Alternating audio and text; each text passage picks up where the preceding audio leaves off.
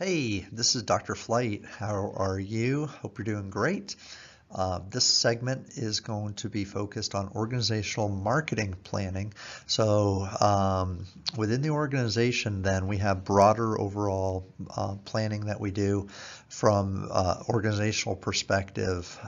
This type of planning that we're going to talk about in this segment will deal specifically with markets and products or services that we offer, and kind of some of the strategy or some of the thinking that goes into planning the products and services that we're going to offer in terms of establishing growth and being able to serve the markets that we're looking and clients that we're looking to actually take care of and help from a nonprofit perspective.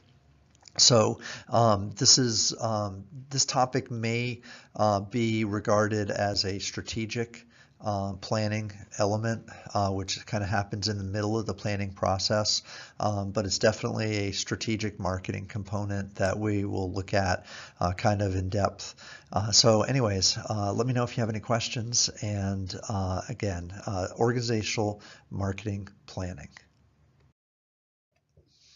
Okay, so as we begin here, just recall that organizational planning usually we think of it as happening from a very broad to a narrow perspective. When we start to do organizational planning, we do things like we look at the environment, the organizational strengths and weaknesses, and things of that nature.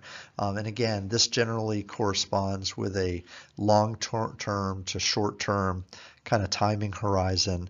It also may be, again, thought of from a broad to a narrow perspective within the firm. So marketing planning then, it's based on an analysis of what our strengths and weaknesses are within the context of the external environment. But tools that we can use from a marketing perspective exist, and two of which we'll look at today and kind of think about is a market portfolio planning model, which helps form and helps the marketing manager create what we call a core marketing strategy. And so that's what we'll kind of focus on in a little bit more detail today. So when we think about marketing strategy, there's a concept called a product market. And this notion will be reinforced by what we call a portfolio. So portfolio planning then takes into account our competition, and then it takes into account the clients that we're going to serve simultaneously. And so when we look at the product market concept, the product side of things deals with the actual components that our competitors and ourselves provide. The market portion of this deals with the client view, and when we put the two together, we get what we call a product market area. So product markets then match people's needs with the product benefits that are being offered from industry or from the competitors and ourselves that satisfy those specific needs. So we need buyers or clients who have needs, and we need services and products that are provided by us and by our competitors that satisfy those needs. Those two things together create what we call a product market area. Now, just as a point of reference and definition, just so we're very clear here, when we use the term market, we mean a clearly defined group of consumers that have similar needs or wants, and they have the ability and willingness to participate with your nonprofit organization. That's a market. So it's a group of consumers or clients that have the same or similar need or want. Products in this situation are the services or actual products that the nonprofits provide that will satisfy that specific need or want that's desired by the marketplace. So an industry would be a group of nonprofits that essentially provide the same service, but the product needs to match, or it needs to help satisfy then the market's desire that they have, kind of as we've defined it. So marketing portfolios then kind of are based off of something we call a product market concept. So keep that in mind. Don't lose sight that that's a key concept in marketing, that we want to create product markets, and more importantly, we need to analyze product markets to understand exactly how we're going to operate as a firm. So there's an element here called, or a portfolio kind of grid, if you will, called an offer market opportunity matrix. That's a tongue twister there, but the offer market opportunity matrix combines the idea of products and markets together. So if you'll notice on this image here, we have markets on the side, and then we have offerings or products or services at the top. And so as we're planning growth, we want to think about how we can increase number of clients we're serving, or maybe increase revenues that we're generating. And of course, if we're increasing revenues, then we're using those revenues to serve more people. So revenue generation is not a bad thing. Don't ever think it is. I know some nonprofit organizational people think that revenue is a bad thing, but it's silly to think that way completely, because the idea of a nonprofit is the distinction a nonprofit has with a for-profit is in its mission, not in its operation. It's in its mission. And so if you're bringing in revenue, it means that you can put more money into your mission. And so nobody should ever be afraid of making a profit or bringing money into the organization. Those are always good things. Okay, but what we're going to do here is we're going to spend a little bit of time talking about each of these 9 areas. But just remember, this offer market opportunity matrix is formed by markets and formed by the offerings that we offer here. So that's what the axes, if you will, that form this matrix. It says existing products, modified products, or new products or offerings. It would be kind of from left to right on the top up here. And then if we go down, we're looking at existing markets, geographically changing markets, and then completely new markets would be that. And when we look at this matrix, we've got 9 different kind of categories, which gives us 9 different strategies which we can plan from. So that's why this is a strategic planning model. So looking at these 9 then elements, the first is in the upper left hand corner is called market penetration. So again, go back and refer to that chart if you need to, as we're looking through each one of these. But market penetration is generally the strategy it's used to build loyalty and client satisfaction among existing clients. We want to build awareness. We want to use advertising and promotions to help current clients use more of our services more frequently.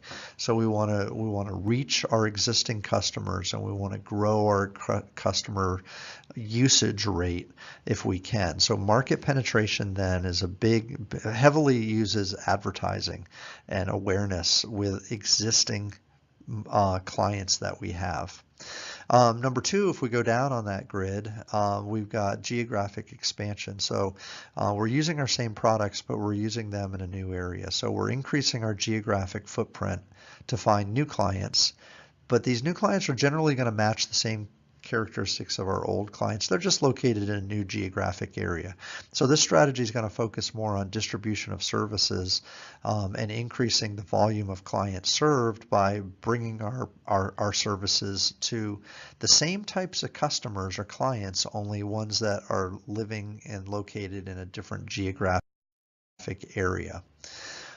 All right, number 3, new markets. So this would be what we traditionally would call a market development strategy, where we bring our existing products to new types of clients, new clients that we don't normally serve.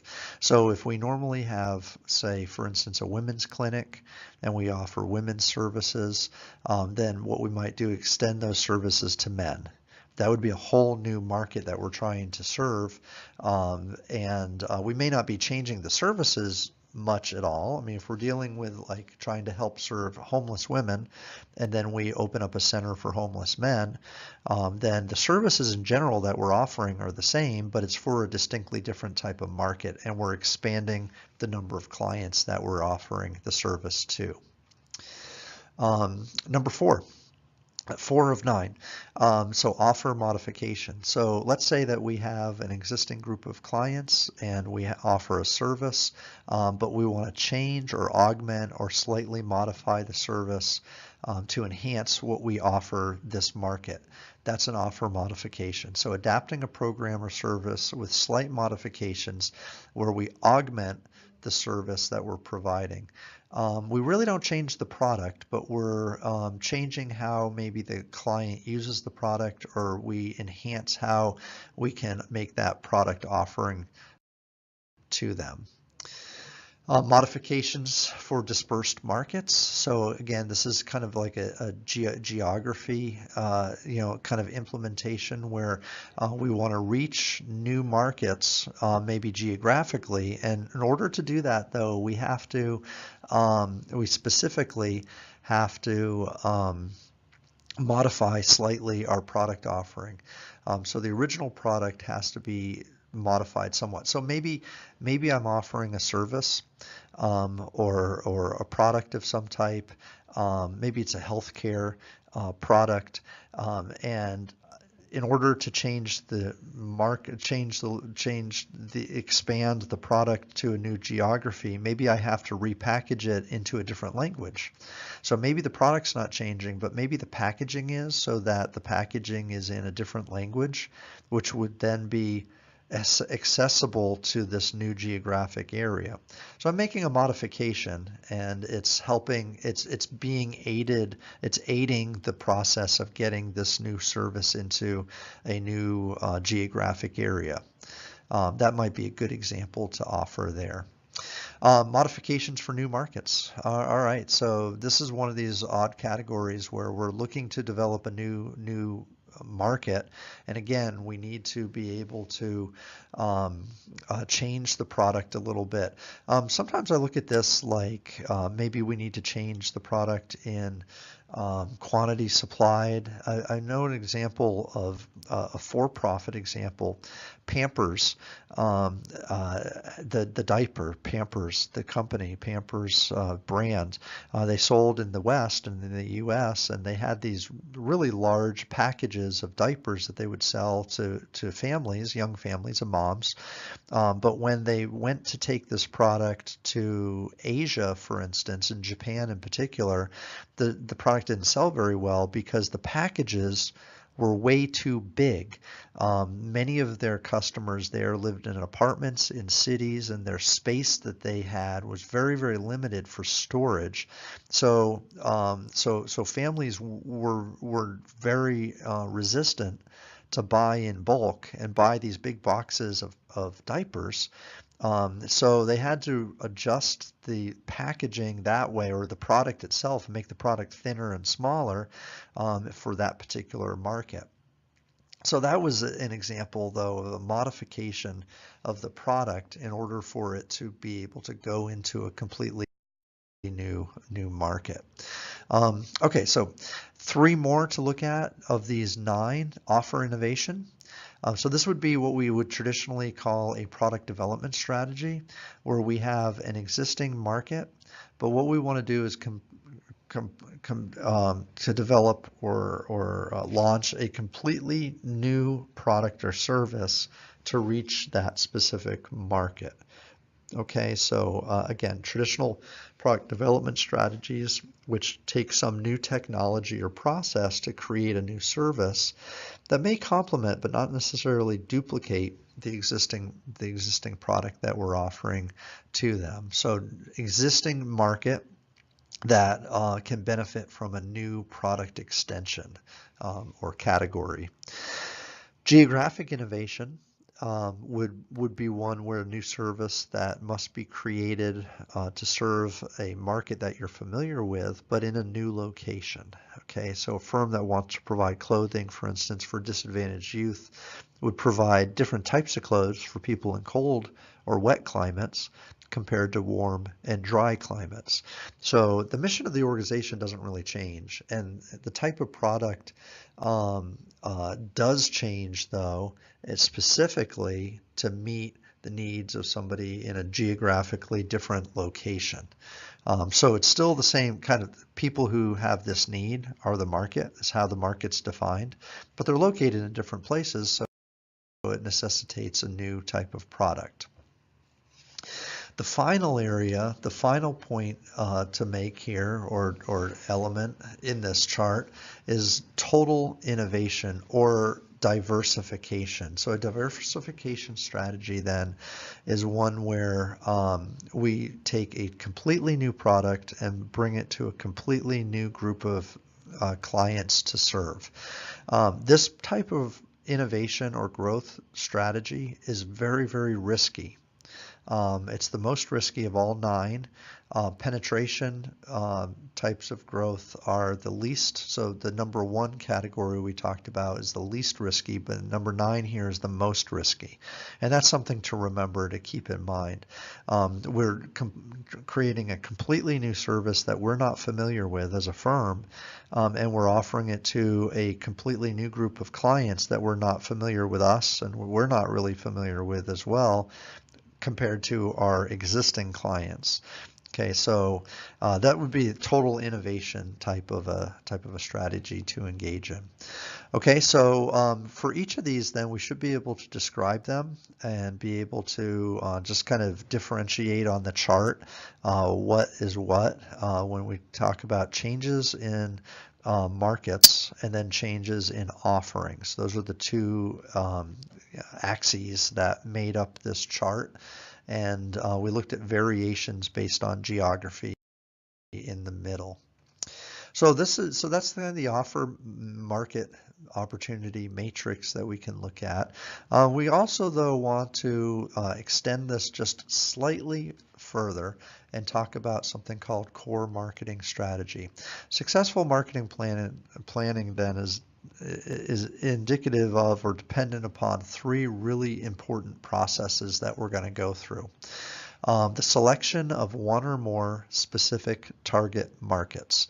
So this will be something that's talked about in other areas where we start thinking about segmenting and targeting. That's those elements, those processes that we do in marketing is where we regroup consumers or clients into groups, smaller segments or smaller groups of consumers that we can reach in a very specific way, and then identifying which ones we need to serve first. That's like the first piece here. Second is clearly defining our competitive position. So based on the strengths that we have and the things that we do well, what separates us or distinguishes us from our competition? And can we communicate that to the public? So that's the second piece here. The third one is actually developing our marketing mix strategy and our plan based on the services that we're going to offer. So we need to be able to distribute our service, offer our service at a price or a cost. We need to be able to make people aware of our service that we offer. We need to create and adapt our services that are effective for meeting our customer needs as well. So those 4 things make up our marketing mix strategy approach, which is what we do after we define our competitive position and after that we identify the specific market segments that we're going to target. Okay, so we spent a lot of time here talking about how we grow and how we can strategically think about new markets and new product offerings. But after that, beyond kind of that organizational strategic planning element, there's this core marketing strategy that we need to identify as well. So So it's kind of like there are a lot of things happening here from a strategic perspective, and this middle ground of the strategy program or the organizational planning program really leads us into successful marketing overall. So to evaluate the effectiveness then of our core marketing strategy, we want to ask and answer a series of questions, spending a pretty good deal of thought and detail on each of these. And if we can walk through these questions and answer them effectively, then that will lead us to having a good marketing plan. So again, organizationally, from an organizational perspective, are we target audience centered? So do we make decisions based on our clients? Conversely, do we make our decisions based on our competition or ourselves, our internal processes? So we want to be target audience centered. We want to make our decisions, organizationally speaking, based on what our clients are looking for. Is our plan visionary and forward thinking, or is our plan and our strategy more just maintain the status quo and kind of the existing elements? How do we differentiate ourselves from nonprofits or other services or other elements in the marketplace? So what distinguishes us? Sometimes we call this a unique selling proposition, USP. So what's our unique sales proposition? What makes us different from everybody else? Can we continue, and is our offering sustainable over a long period of time? So there's an idea of something called a product life cycle, meaning that products and services are only viable for a period of time. And once that time is over, then the organization has to change what it's doing in order to be competitive again. So is what you're doing a long-term sustainable type of an element? Social causes, specifically social causes, go in and out of favor, and some social causes are more popular than others. And let's say a social problem gets solved. That'd be a great thing, but it would also potentially put you out of business if you're not flexible enough to change what your services are. Is the nonprofit's offer easily communicated? Is it motivating to its markets? And then also finally, is your nonprofit flexible to change either with markets or with products? So one of the things that we looked at, the offer market opportunity matrix, there's 9 different ways to change. Can the nonprofit change? That's a big question to ask, because is your nonprofit willing to change and either add or delete offers or services, or add or delete clients that they're willing to serve? That's actually a really interesting problem and question to ask. The more flexible and nimble a firm is, nonprofit or otherwise, the better that they generally operate. Okay, so is your nonprofit well positioned to be marketed and to market from an organizational perspective? Ask these 7 questions as an evaluation tool, and really think about, honestly, how well your firm can compete based on changes in the marketplace. That'll be a big indicator as to the marketability of the organization overall.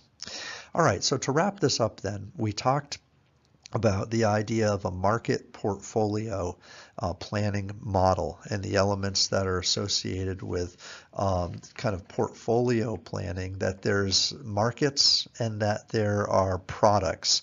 They come together to form a product market kind of area or space that should be analyzed. From that concept of the product market space, there was the opportunity matrix, and we had 9 different categories. There was the market penetration category, geographic expansion, the new market, so that would be like a market development type of a strategy. The new market, where we have an old product or service we're offering without change to a new market. We have offer modifications, so there are 3 offer modification types of strategies where we modify product to an existing market, we modify the product so that it can go to a geographically different market, and we modify the product so that it can reach a new market, but the product itself isn't really changing. It's just a new modification. So 5 and 6 are very similar to each other. They kind of overlap quite a bit. Number 7 is a product development strategy where we offer a new product to an existing market. Then we offer a new product to a new geographic market. And then we have what we call a diversification strategy or total innovation strategy where we offer a new product to a new market. Okay, so again, be familiar with that chart that helps us identify these 9 different categories. And then finally, what we talked about were the 3 essentials to core marketing strategy. And we're going to get into those 3 essentials much more in subsequent lectures, but we talk about segmentation and targeting as a key thing. The competitive positioning part, which is a key, kind of positioning our product using a distinctive capability or distinction within our firm. And then finally, we do the marketing mix strategy. So we look at the 4 Ps specifically, which would be the 3rd essential to core marketing strategy. Okay, so we spent a good amount of time talking about some really important elements here in marketing, and in particular marketing strategy. This is the stuff that's in this video here is super important in terms of the core elements of marketing strategy and the strategic development within the firm. So if you have any questions, please reach out to me. Again, this is like fundamental stuff in marketing that we're going to look at. And again, look forward to any comments that you have, and please take care, and I look forward to talking to you soon again.